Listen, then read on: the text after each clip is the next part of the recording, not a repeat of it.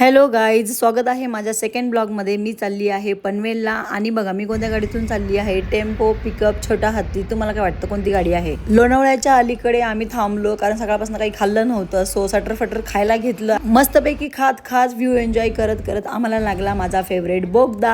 आणि हे काय बोगदा लगेच संपला पण यार. पुढे महादेवांचा स्टॅच्यू पाहून मी तर बोगदा गेल्याचं दुःख विसरले. आणि संध्याकाळचा हा सनसेट पाहून तर अजून छान वाटलं. इथे आम्ही पोहोचल्यावर मामा आम्हाला घ्यायला आलेला. आम्ही कधीतरीच भेटतो त्याच्यामुळे ती आम्हाला ओळखत नव्हती. फ्रेश झालो आणि ही बघा, ही माझ्याकडेच येऊन बसली. माझं नाव काय, तुझं नाव काय, असं करत बनी पुढे. नंतर पटापट आवरून आम्ही निघालो फंक्शनसाठी. आणि हे बघा मी कशी दिसतीये. ॲक्च्युली फंक्शन सकाळपासून चालू होते पण आम्ही फक्त संध्याकाळचं फंक्शन अटेंड करायचं ठरवलं होतं.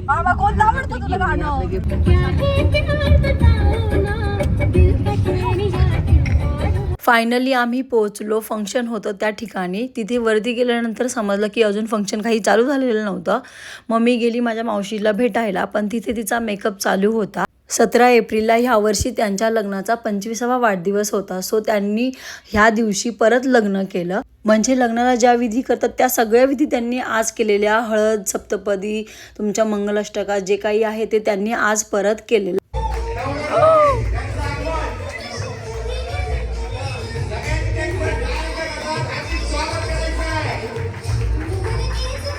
इथे त्यांच्या 25 वर्षापूर्वीच्या लग्नातले आणि काही जुन्या आठवणींमधले फोटो दाखवत होते. तुम्हाला 25व्या लग्नाच्या वाढदिवसानिमित्त आमच्या सगळ्यांकडून खूप खूप शुभेच्छा. तुमचा हा प्रवास.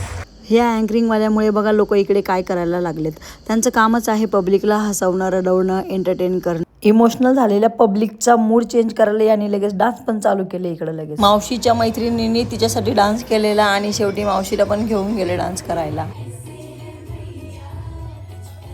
हे आमचं पिल्लू इकडे चिप्स खाते. त्याला म्हटलं मला दे दे तर ना ना ना करत होतं मला. वाव, हे काय ऐकते मी. बरेचसे सिने कलाकार येणार आहेत. कलाकार येतील, कलाकार यांना शुभेच्छा देतील. कोण येणार नाही, मी आवाज काढणार आहे. थोड्या वेळासाठी मला तर हे खरं वाटलेलं आणि मग काय ह्याने तर आमचा पचकाच केला. मायला आता माझी सोय सांगा. नाहीतर भाई वाजव. तारीख पे तारीख, तारीख पे तारीख, तारीख पे तारीख दे रखी है. फिर भी तुम्हें शादी की शुभकामनाएं. ओए वर घालायला लागले पाणी ठेम ठेम गोळ्या. लग्नाच्या खूप खूप शुभेच्छा. आता जेवायला जातो. तुझ्या लग्नाला ना लयच भारी वाटते. एकदम असं उघड वाटते. आणि फायनली केक कट करायला घेतला. मावशी काका दोघेही खूप खुश होते. जास्त तर मावशी खुश होती. मग त्यांनी भरवला एकमेकांना केक. आणि इथे ना एक लहान मुलगा मला जीप दाखवत होता. मी पण त्याला जीप दाखवली तर लगेच त्याच्या आईला जाऊन सांगितलं. आणि अशा प्रकारे कार्यक्रम खूप छान झाला. त्यानंतर मी पटापट मावशी काकांना गिफ्ट्स दिले, शुभेच्छा दिल्या आणि त्यानंतर काही फोटो सेशन झालं. लोक जेवायला कधी जातील मी याची वाट बघत होते कारण मला खूप भूक लागली होती. मी सकाळपासून काहीच खाल्लं नव्हतं. जेवायला आली आणि ताटात एवढं सगळं पाहून माझं मन तृप्त झालं.